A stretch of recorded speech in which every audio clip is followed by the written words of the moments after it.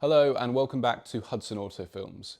In today's episode we are going to be bracing the body of our 1969 Aston Martin DBS, our very rusty Aston Martin DBS.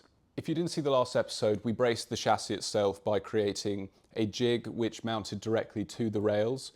We also had to straighten the chassis, make sure it was all level, and then we offered up this jig, welded it all on, and now for the first time in a very long time we have a straight chassis. So that is excellent, but now today we are going back to the more traditional bracing. This will include braces all within the cabin of the car. We'll be setting the roof height, all of that sort of thing. And to do this, we'll be offering up panels to the car, getting good panel gaps and then locking them in place. But we'll also be referencing dimensions from other Astons. This is a bit more complicated than a normal production line car because every single one of these cars is different. They are all built on jigs and there's, I suppose, tolerances rather than measurements or specific measurements. So my friend Tom has kindly measured out his car, given me lots of reference points. I'm going to measure the V8 car, which I know is straight, and then that should give us parameters which we can work within when it comes to bracing our other rusty Aston. This will all make sense in time, but let's get straight to it and start measuring the absolute hell out of this Aston.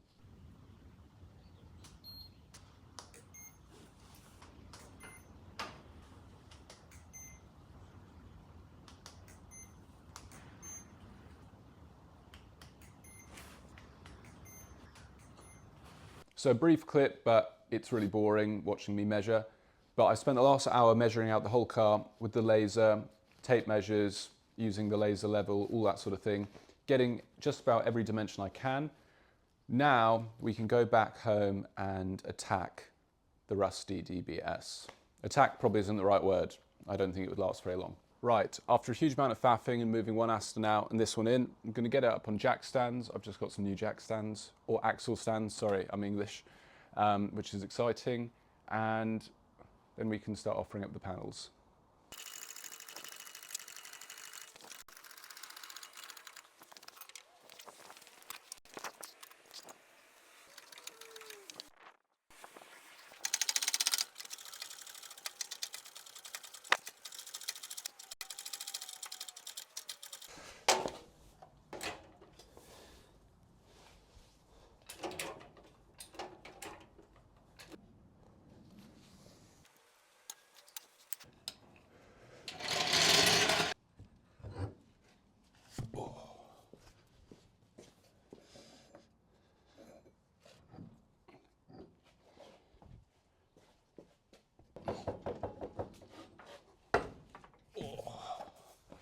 So, trouble has arrived again. Hello. So I was faffing around trying to get this door on. Right.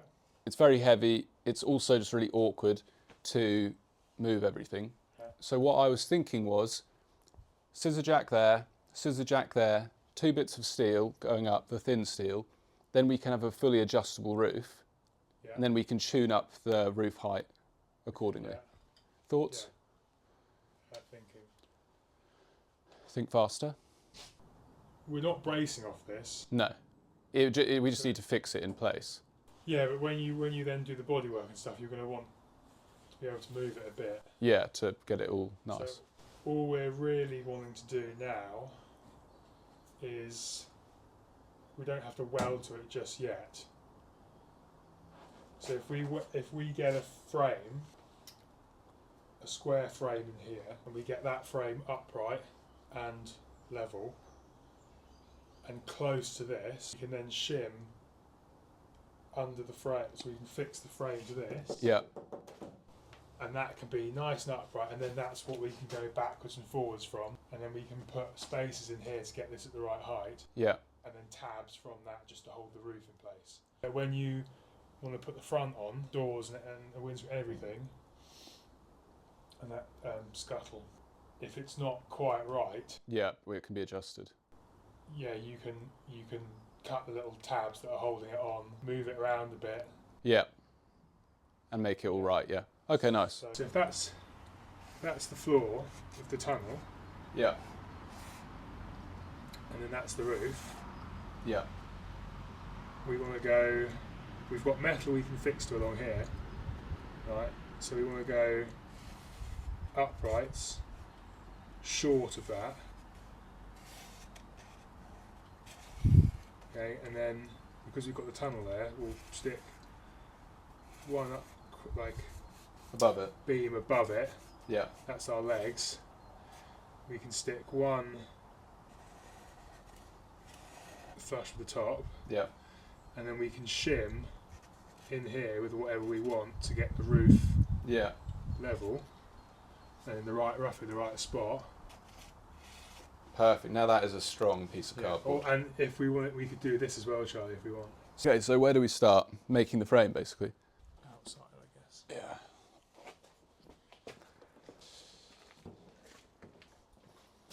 Two boys, one bench. I bought it. You've actually bought it? Yeah, I haven't picked it up yet, obviously. Why? Because I think it's an important bit of Aston Martin history.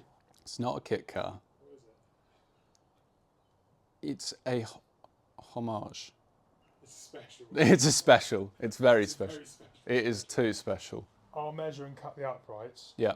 if you clear the wiring out. Yeah, okay. A guy I spoke to who did an apprenticeship there said by the afternoon everybody was so hammered, like there was people asleep in the workshop. And also because it was all piecework, people would really rush to get their section done. Yeah. So they were full of imperfections, but then they'd pass that issue down the line. Also, yeah, other than the other car which is on the way, or soon, this year I'm going to buy a David Brown tractor.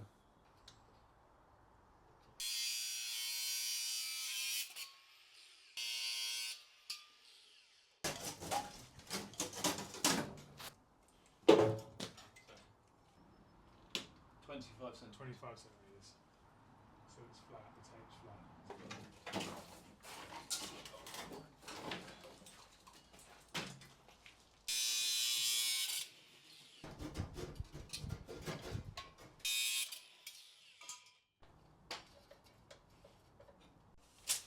Isaac's still measuring, and I have cleaned all of that wiring out. Question. Yeah. Would you sandblast this ultra car, or dip the whole thing, not in acid, in that, did you see that new Ed China video? Where he dips the... Vaporust. Yeah, or would you dip the whole thing in Evaporust? Well, I mean, if you sandblast it, you might have nothing left. You think that much would go? You blast through a lot of it. Okay, well, leave it in the comments below. Evaporust or sandblasting. Or throw the entire thing in a skip. Maybe. Thank you.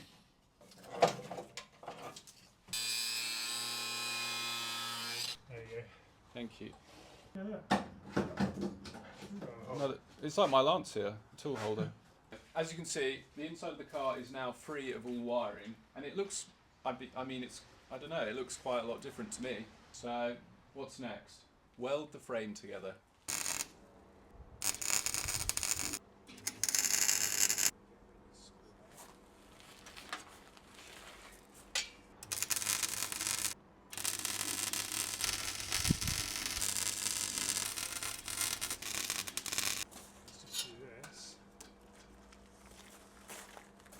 So we're...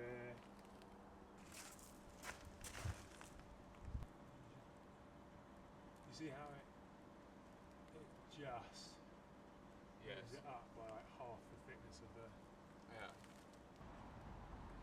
Okay, so it's meant to be above it. It's meant to just kiss it. Okay, so it just Stop. kisses it. Otherwise you'd see it stop here and keep going there.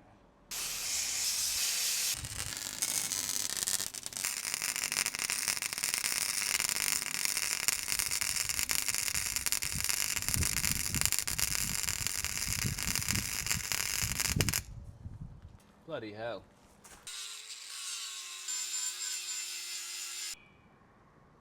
Good.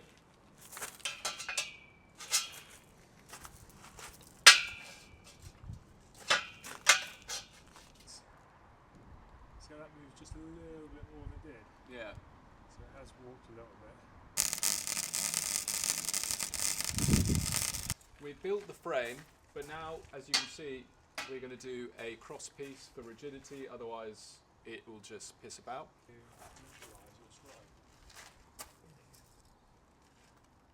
it's not a square, so we can't just do a normal 45-degree thing. So that's why we're laying it underneath and gauging it manually.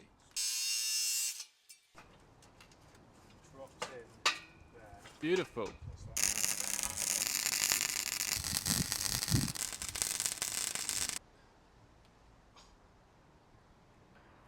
We did warp a little bit, but having welded the other side, it's warped it back, so we're perfect.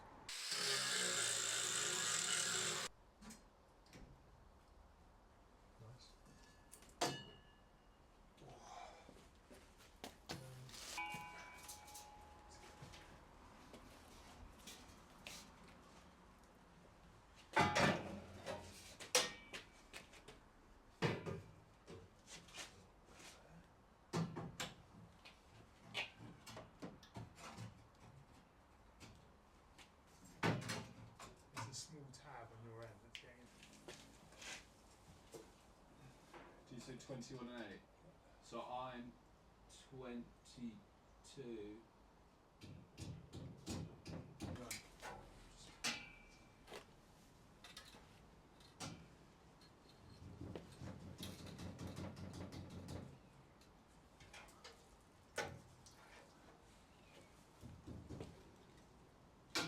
Nice.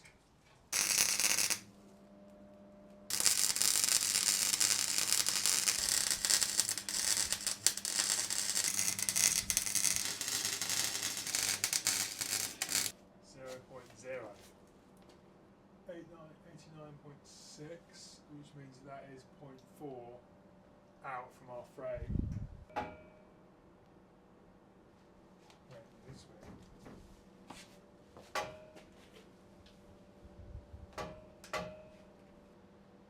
.90. 90. Try yours.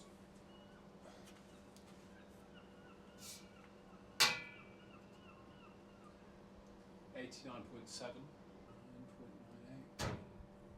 Right, so this is now welded in. We welded it in properly, but my battery died, so that is very rigid and excellent.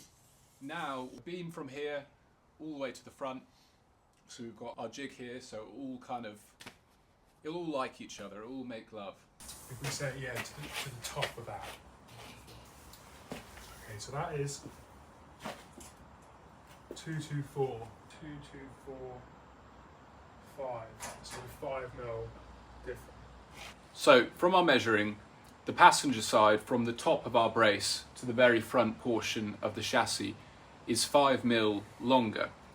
So we're going to cut two beams exactly the same at that longer length. We'll tack it all in, and then we'll see how upright our frame is, get all the angles on that again, and then we can dial it in so it's perfect, basically. Giant bob on. Is it?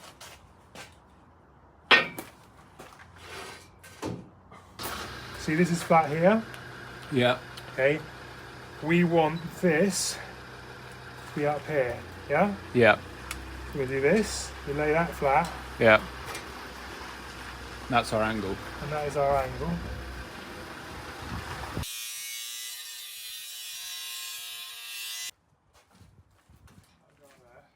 Yeah.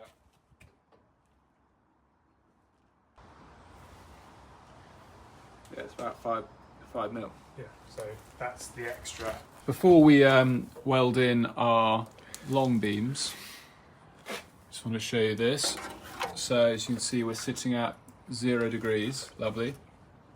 Then our beam going up, if it wants to focus, says 90. Tremendous. So it is tremendous, isn't it, really? Thumbs up. So then, Isaac has now cut these two beams, which obviously go across. So now we need to place those. Have you checked the other side, Isaac, if it's also Yeah. 90 degrees? Yeah, I'll check it again. So that will go there to there. This will go there to there. And what is our end tolerance looking like?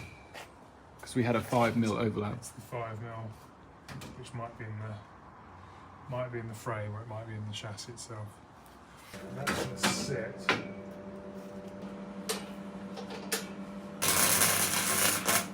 Looks like the jump car from Fast and Furious. Talk to me. These are the same length. Yeah. And that is square along the chassis rail that runs that way. Yeah. On the seat mounts too.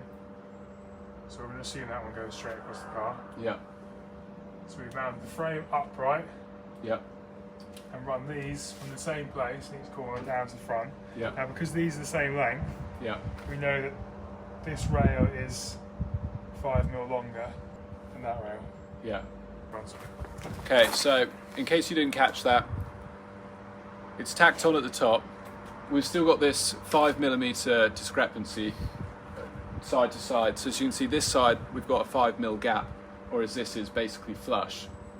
What Isaac is saying is it could be our rail is slightly longer or shorter.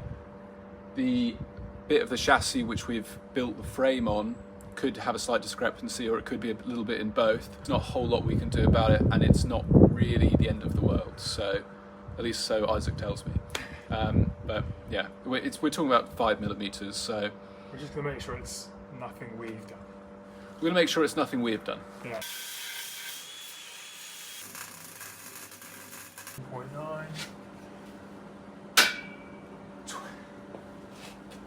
That's good. Yeah. So we've done a bunch of more measuring, and what we've concluded is the passenger side is a tiny bit longer than the driver's side.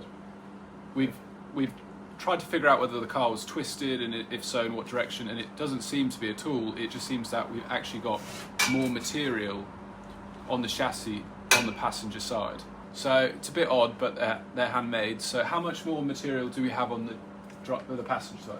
About 5mm. So we've got 5mm more. All the mounting points are in the correct places, so our axles and stuff are fine. Right, so after extensive measuring, we have actually figured out what is going on with our chassis and the discrepancy. And Isaac is going to explain what on earth has happened. Okay, so our frame's 90 degrees. That's true, standing plumb. Then we've got these two bars coming down here. Now they're the same length, but one shoots past the end of the chassis there, and this one's flush with the front. It's also worth noting these are both identical. Oh yeah, they're at the same angle. They're at 20 degrees. Yeah. Compared to the frame, and we thought that maybe it was in the chassis, but actually, when you look at the front of the chassis, which hasn't been touched or rotted away, to that front bracket there, it is, what is that, 50mm?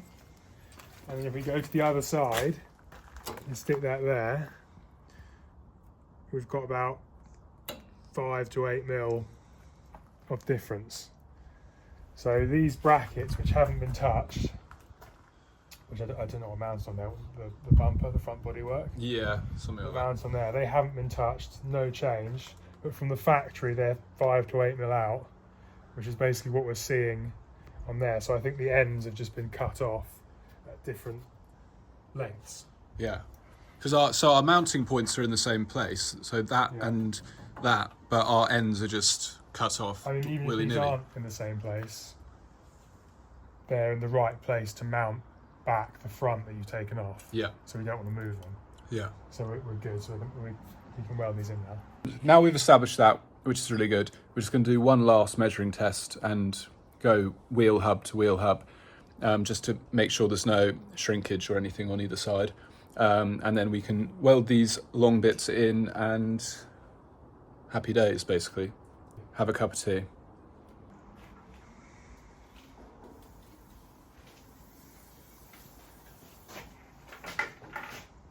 So yeah, we just measured hub to hub and we're fine, there is no shrinkage, so that is good. So it is all in the bizarre cutting of the end of the chassis, so which is no issue at all.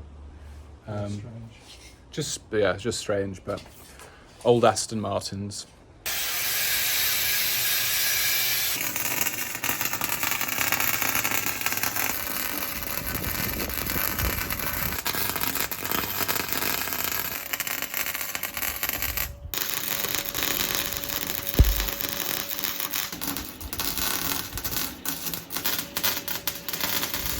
Okay, so after another long day of working, we have officially braced the front half of the car. As you can now finally see in its semi-finished form, we have completely turned it into the jump car from Fast and Furious, which was, of course, the goal. We've made the square frame, we've connected the square frame to the front, made sure everything's level, nice and square and happy, which is excellent. So the car is extremely rigid now, except for obviously the rear. In typical fashion, things took a lot longer than planned. But essentially what we'll be doing to the rear is exactly the same as what we did to the front. So we'll probably be cutting a couple of holes here, continuing our frame back through to somewhere in there, somewhere pretty rigid. And of course, even this front area isn't quite done. We're doing cross beams, which will go down, connect to structural areas like the cross member, like our jig, and I'll also be doing sill spacers, all of that sort of thing. So this is really just the beginning, but arguably one of the most significant parts. Obviously the front has always been the most problemed area with the massive issue with the chassis giving up totally. So yeah, we've done well, haven't we, Isaac? So yeah. Everything on this car takes a lot longer than most cars, just by its pure nature of being handmade, and like everything we found out earlier with it, well, just not one size fits all is kind of what we're realising. But it's solid now. But it is solid now, which is excellent. So I hope you enjoyed this episode. Please like, share, subscribe, all of that sort of thing. We'll be back next week with some more fascinating content. And I have almost sourced a Land Rover Discovery to put our other Aston on. So that'll be coming very soon. And another stupid decision has been made, which Isaac doesn't approve of another car arriving, which is pretty disgraceful, but I think you guys will like it. Terrible. It's not terrible, it's history. Anyway, but yeah, until then, please like, share, subscribe, check out the merch, check out the Patreon, and as always, thank you so much for watching, and we'll catch you in the next one. Bye. Bye. Bye. Manly bye.